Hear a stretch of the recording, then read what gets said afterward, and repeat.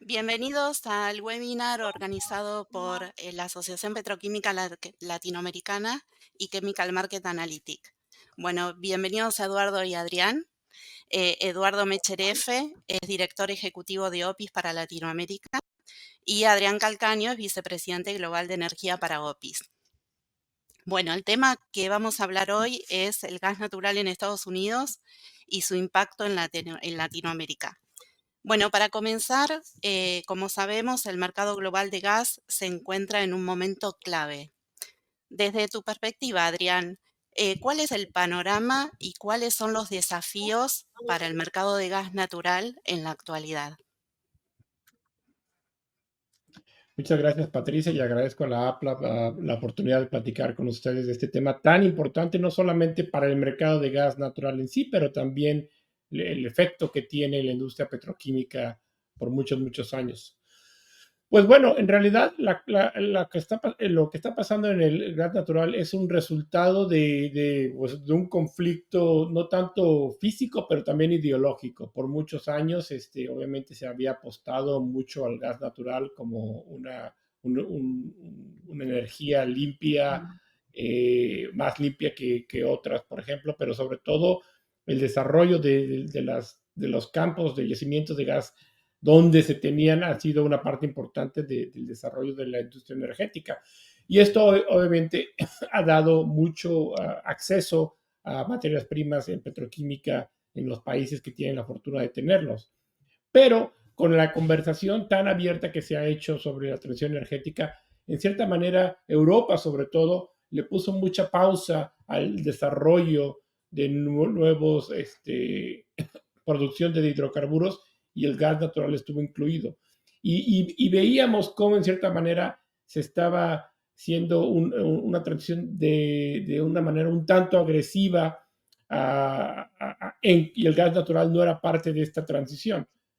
Pero el conflicto que llevó de Ucrania y Rusia hizo que Europa tuviera que repensar esta visión y lo que antes era visto de mala manera, de repente se volvió alguna necesidad. Entonces cambiamos de limpieza energética a seguridad energética, un tema muy importante. Y lo que vimos es que Estados Unidos, que siempre ha sido uno de los grandes impulsores por el desarrollo de lutitas y que ha tenido la capacidad de exportar mucho de este gas al mundo, pues obviamente se dieron cuenta que Europa iba a necesitar mucho más gas que recibir y que Estados Unidos tenía que tener la infraestructura para exportarlo.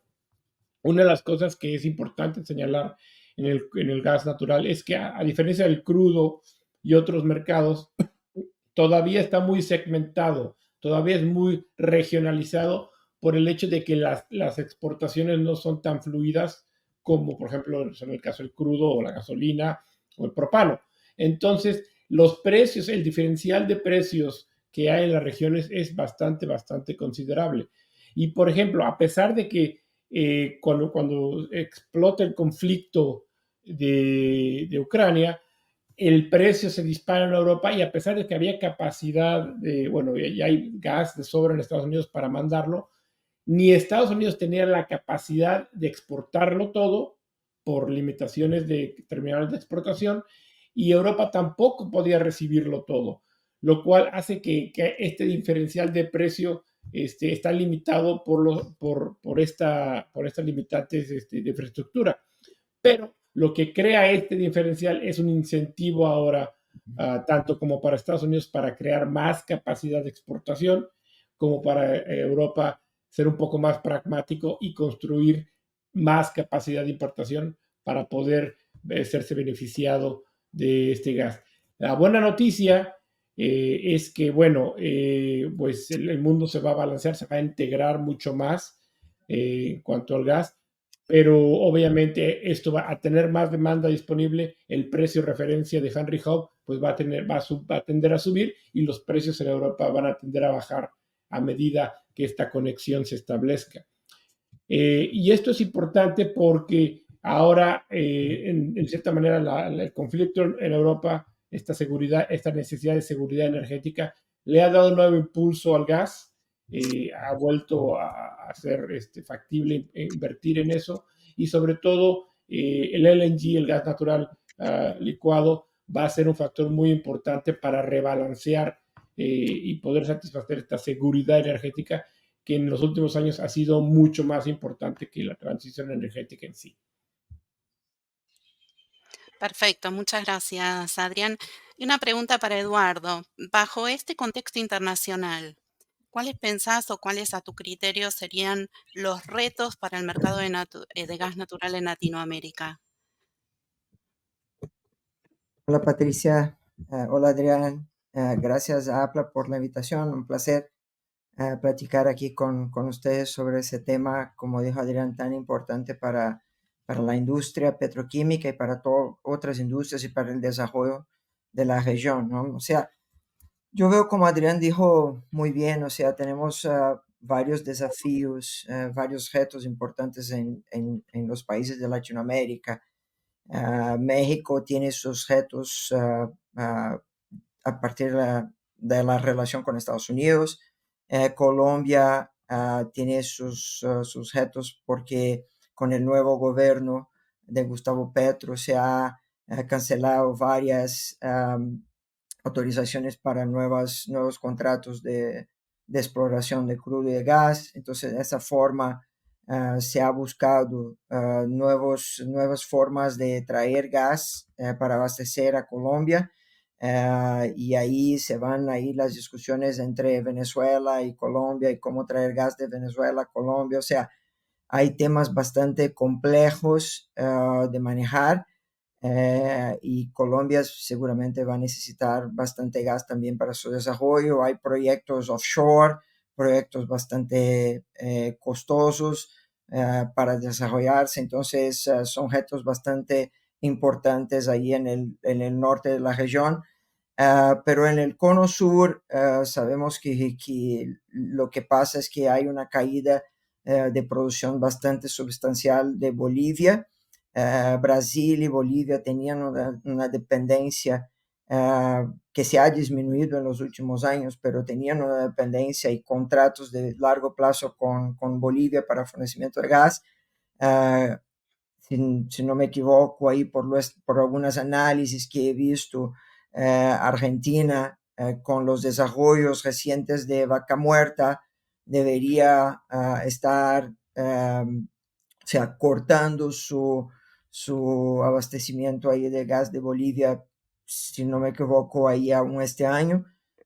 Yo creo que para Argentina eso, además de tener un gas bastante barato de Bolivia, yo creo que puede ser bastante, traer un beneficio bastante grande al desarrollo del país. Y Brasil tiene sus propios desafíos, ¿no? Sus propios retos con una grande parte del gas de su producción, de su uso local, viniendo del presal. Hoy más de 80% del gas producido en el país viene del presal. Hoy la producción del presal tiene un gas condensado. Entonces, el gran problema ahí de Brasil está en cómo traer este gas del desarrollo offshore muy lejos de la costa y de las ciudades, de los grandes centros consumidores y también en una profundidad bastante grande, ¿no? Entonces, eso trae retos específicos a Brasil y además de eso, infraestructura, o sea, Brasil tiene infraestructuras bastante limitadas para traer este gas. O sea, un tema yo creo que importante para Latinoamérica pensar en una integración, especialmente en el cono sur, con el crecimiento de la producción de Argentina, la necesidad que tiene Brasil de traer gas para su abastecimiento local y intentar buscar acuerdos comerciales que puedan ser de beneficio a los dos países, ¿no? Sabiendo que se va a cortar de pronto la relación con Bolivia en el corto plazo, ¿no? Un tema importante que debemos considerar en ese análisis es el mercado de LNG. El mercado de LNG sigue siendo un mercado bastante líquido para la región. Brasil ha consumido bastante LNG en el mercado spot Entonces, y va a seguir dependiente de LNG importado en los próximos años hasta que concluya sus proyectos de infraestructura local, ¿no? Entonces, yo creo que la dinámica, Patricia, en el mercado de gas natural en Latinoamérica bastante compleja. Los gobiernos tienen proyectos interesantes para cambio de legislación. Brasil ha cambiado su legislación hace un par de años y eso ha desarrollado el mercado, especialmente en el norte del país, donde algunas distribuidoras de gas natural ya están consiguiendo tener contratos directamente con los consumidores industriales y son bastante beneficiosos a los consumidores y las distribuidoras, pero el mercado sigue siendo controlado por Petrobras, que tiene la más grande producción, ¿no? Entonces, tenemos que seguir de cerca la dinámica internacional, especialmente la dinámica de Europa, que sigue influenciando bastante la demanda y los precios en el mercado del Cono Sur, ¿no? Como hablaron recién, entonces hay un gran problema de infraestructura que debemos superar en los próximos años. También hablabas de integración en Latinoamérica, hablaban los dos, y de las necesidades de ambos continentes, ¿no? Tanto la dinámica europea como la dinámica de Estados Unidos, tenemos que seguirlo de cerca. Em, ¿En cuánto tiempo se va a adaptar este mercado? ¿Qué es la perspectiva o cómo lo ven en las proyecciones respecto a la concreción de esta infraestructura y a cómo se va a complementar o va a cambiar el trade, no solamente entre estos dos continentes, sino también con el resto del mundo, ¿no? ¿Cómo es el trade que va a suceder en los próximos años? Sí, perdón. Lo que quería decir es básicamente esto. Hay dos cuestiones que hay que considerar en cuanto a la transición energética. Una es que el crudo y el gas tienen dos curvas de transición completamente distintas. Son similares en forma, pero los tiempos es lo que cambia. Entonces, lo que es importante señalar es que cuando esta crisis europea, digamos que le está dando nuevo impulso que se había perdido hasta cierto punto al comercio internacional de LNG, que no hubiera tenido de otra manera. Entonces, esto hace que si las curvas de transición en productos de crudo como la gasolina, como el diésel, como el jet, va a pasar mucho más pronto que el caso del gas. Entonces, esto ayuda no solamente en cuestiones de desarrollo, pero también de financiamiento del producto. Si es mucho más fácil financiar grandes proyectos de distribución cuando uno se tiene la demanda y dos, la transición va a ser mucho más lenta que uno de gasolina o diésel cuando ya tiene esta transición mucho más cercana. Entonces, respondiendo a tu pregunta, Patricia, lo que estamos viendo es que el crecimiento de la demanda de LNG a nivel mundial va a continuar creciendo al paso de que va a llegar a las 700 millones de toneladas alrededor de los principios de la década de los 2040. Esto habla de que está creciendo casi un 80% del nivel actual para poder satisfacer al mundo por el hambre y el apetito que hay en el mundo por este producto, porque sí, es hidrocarburo, pero no es mucho más limpio que la alternativa del diésel o el carbón, por ejemplo, para generar electricidad. Otro punto importante que lo mencionaba Eduardo, el reto que tiene América Latina en principal es a los países productores es encontrar la demanda o conectarse con la demanda para enganchar ese desarrollo. Argentina ha sido por mucho tiempo, ese ha sido el gran dolor de cabeza, es cómo podemos utilizar los grandes recursos de vaca muerta, pero conectarlos a la demanda. Eduardo habló muy bien del caso de Bolivia, ayuda a no tener que importar de Bolivia en el futuro, pero no nada más es eso. Entonces yo creo que obviamente proyectos de exportación de LNG de Argentina van a ser no solamente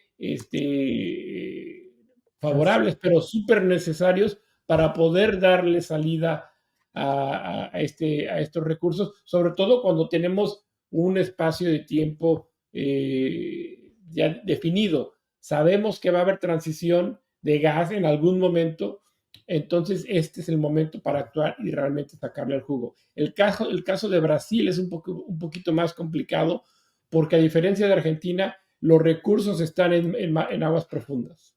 Entonces, a pesar de que Brasil en realidad produce lo suficiente gas para ser autosuficiente, como no existe la infraestructura para traer ese gas del presal al mercado, pues se tiene que hacer otra cosa con ese gas, reinyectar o quemarlo y traer desde fuera el gas de Estados Unidos para poder satisfacer al país. Entonces, hay mucha, esa dinámica básicamente es poder, no nada más es tener la demanda, sino poder conectar esta producción a esa demanda y en algunos casos es más complicada que otra. Vemos lo que está pasando en Colombia y no nos olvidemos de México, que obviamente México tiene la gran ventaja de ser uno de los dos países que tiene la capacidad de no tener que utilizar el gas natural licuado, sino simplemente directamente conectarse por ductos a Estados Unidos y lo han aprovechado muy bien en ese aspecto y ahora lo están aprovechando de otra manera que vale la pena señalar, que es como, por utilizar el territorio mexicano para crear terminales de exportación de LNG de gas estadounidense para Asia.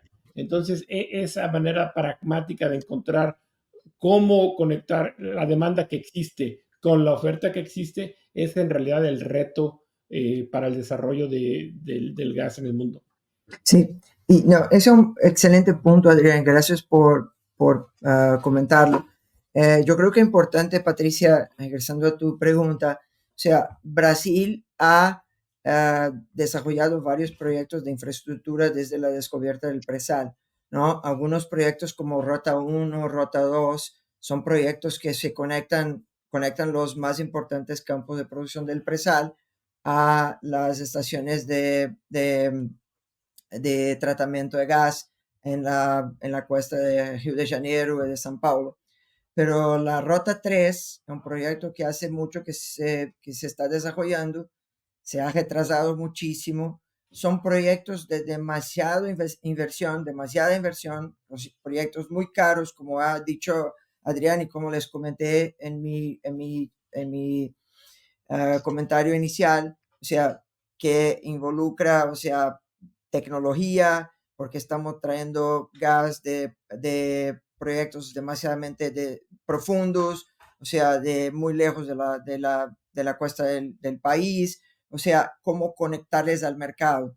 Ya fueron hechos varios estudios por varias empresas y uno de los de las grandes dificultades es exactamente conectar esa producción a la demanda, o sea, a los mercados consumidores.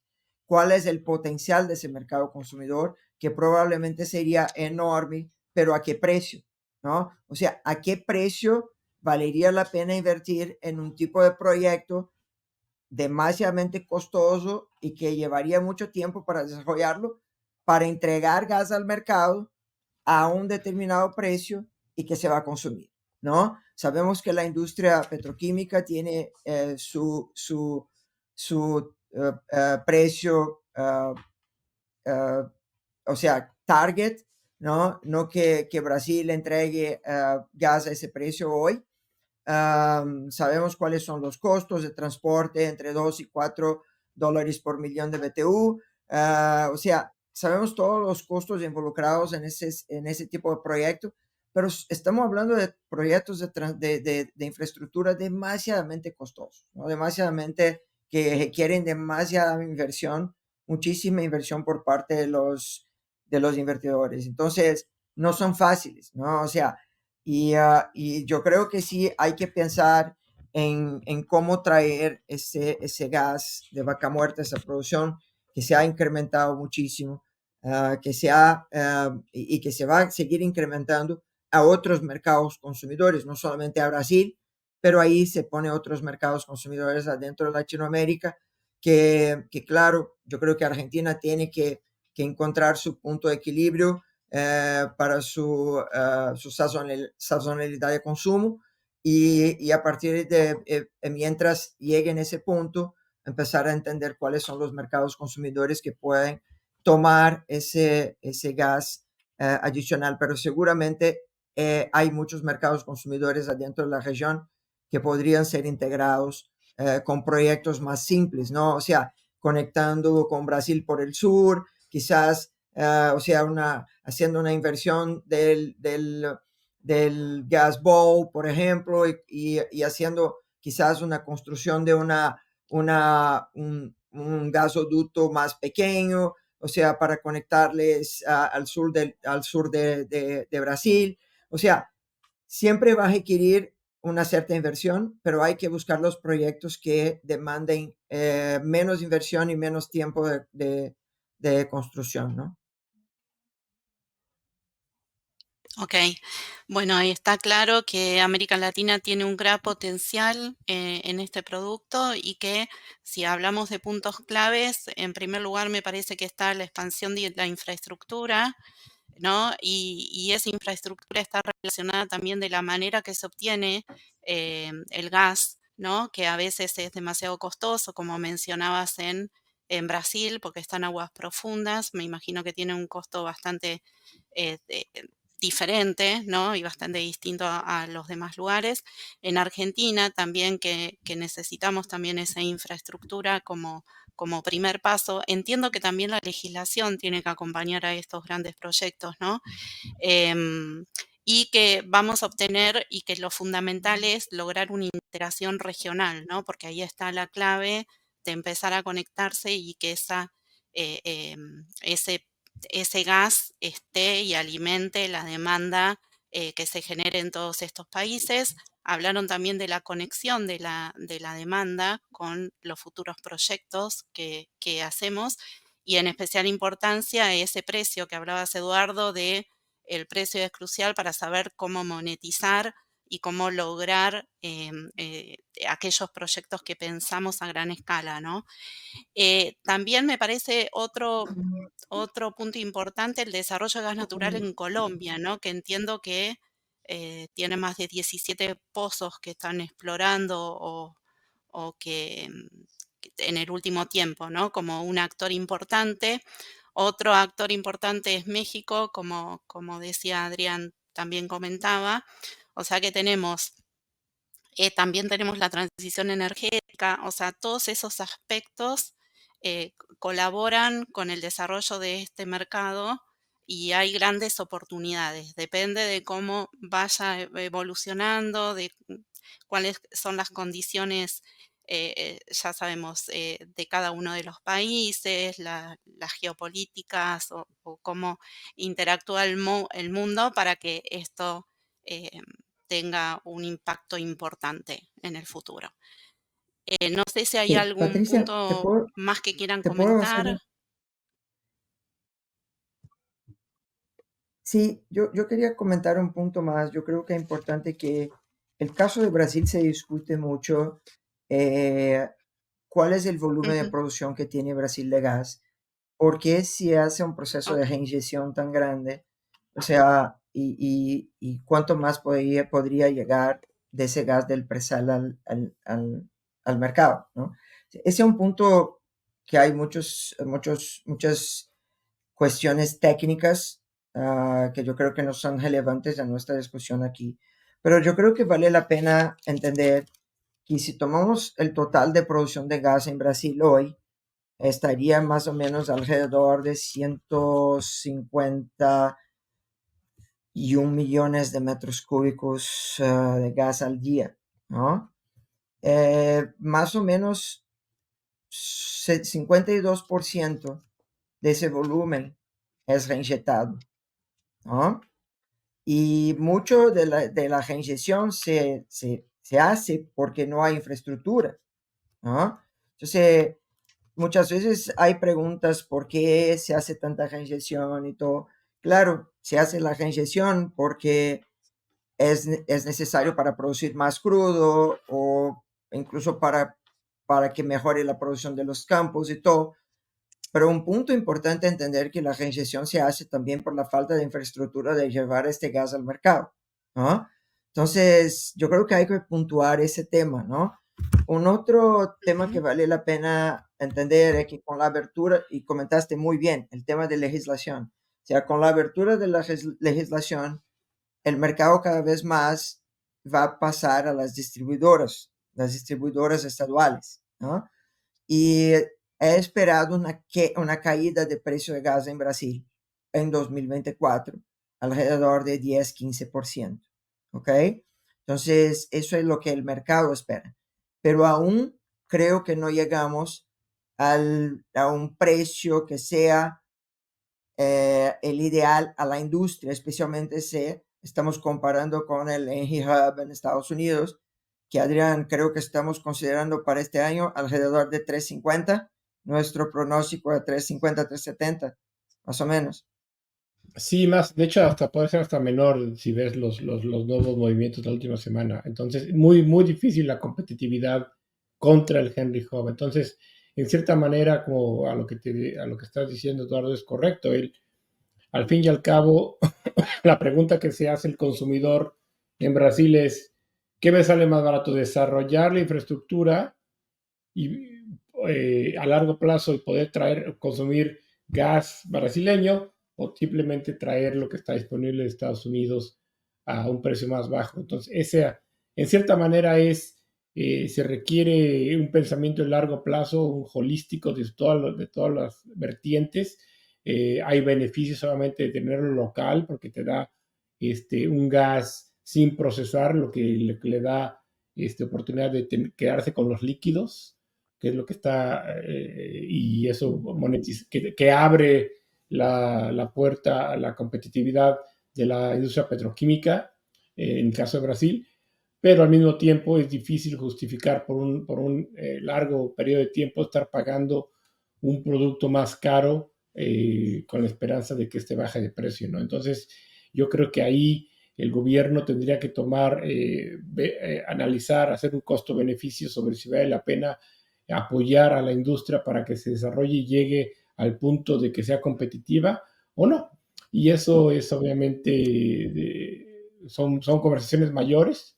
Vimos en Argentina se hizo para desarrollar el Shell.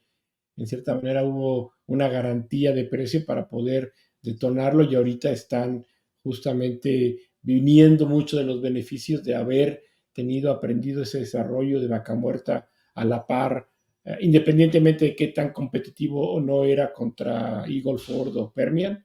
Y eso es importante porque ahorita están los beneficios, pero al mismo tiempo en nuestros países lo que no sobra es el dinero. Sí. Y entonces es una difícil una propuesta. No nada más tienes que construir la infraestructura, sino también tienes que mantener un nivel de apoyo a la industria para poder desarrollarse. Pero son Sí. las preguntas que se tienen que hacer, definitivamente. Y el último punto para que yo creo que estamos ahí sobre la hora es cómo se precifica el gas, ¿no? O sea, cómo se va a precificar el gas de ahora por adelante. O sea, ¿se va a seguir precificando por un percentual del crudo o se va a mezclar un percentual del crudo y el percentual del Henry Hub?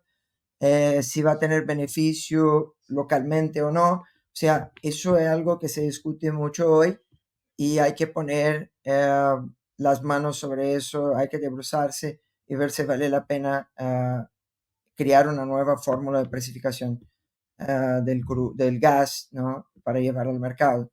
Yo creo que revisarla y buscar un nuevo basket que pueda ser interesante para consumidores y productores, puede ser algo interesante también. Y entendiendo que tenemos varios proyectos de terminales a lo largo de la región. Esos terminales son caros, pero se construye en un tiempo mucho más corto, ¿no? Alrededor de 2 a 3 años. Entonces, como estaba diciendo en el principio, vamos a seguir teniendo LNG, disponibilidad de LNG en el mercado, quizás a un precio que puede ser más interesante que el precio de gas natural en la región. Por eso, toda la dinámica de Argentina y la conexión de Argentina con otros países puede cambiar esa dinámica en el futuro, Patricia. Entonces, eso que quería, por mi lado aquí, por la visión de Southern y de Latinoamérica, quería dejarles con el poco tiempo que tenemos para discutir, porque ese tema seguramente nos daría una semana de discusión aquí, pero yo quería dejar esos temas para que podamos pensar. Adrián, no sé si tienes Sí, algún... bueno, yo creo que repitiendo un poquito lo que dijiste, Eduardo, yo creo que es importante entender la complejidad de la pregunta, o sea, de lo que estamos viendo. Estamos hablando de la complejidad de la producción, que siempre ha sido compleja, encontrar la demanda, y no nada más y puede ser este proceso de empalmar la demanda con la oferta toma tiempo y a lo mejor necesita recursos para poder completarse, y al mismo tiempo entender la dinámica global y entender cómo cada uno de nuestros países se acomoda dentro de esa dinámica global y cuáles son nuestras ventajas comparativas. Y hacer todo esto, que es bastante complicado, bajo un entorno de transición energética, ¿no? Y esa dinámica son de las muchas cosas que vamos a estar platicando en nuestro World Chemical Forum, que se va a llevar a cabo en 9 y 11 de septiembre en Houston, Texas. Si no se han inscrito, realmente vamos a hablar de esto y estos temas en profundidad y mucho más, pero es bueno ver qué tan complejo es y que realmente uno luego tiene que entender lo que está pasando en regiones muy lejanas a la nuestra para poder poner el contexto y entender la complejidad de todo lo que está pasando en cada uno de nuestros países. Entonces, realmente los invito a que nos acompañen ahí. Justamente yo voy a estar hablando de la cuestión de líquidos de gas natural, que es el siguiente paso, sobre todo como materias primas para la petroquímica, pero sí, es un tema bastante complejo y sobre todo que requiere un conocimiento amplio de las tendencias globales para poder tener una mejor toma de decisiones en lo que va a pasar en el futuro. Bueno, muchísimas gracias, Adrián y Eduardo. La verdad que muy interesante la charla. Da para hablar muchísimo más, como decís, pero están disponibles, obviamente, por cualquier consulta, que seguro que hay muchas, para seguir hablando en el foro próximo también, para escucharlos. Y bueno, nos queda claro los puntos importantes que tenemos que tener presentes para analizar este mercado, las dinámicas, las demandas, la infraestructura, el trade y lo que está pensando cada uno de los países. Especialmente hicieron un muy buen foco en Latinoamérica para darnos una idea de cómo estamos en este mercado. Así que muchísimas gracias por la participación y nos vemos pronto. Gracias a ustedes. Gracias. Un placer. Gracias.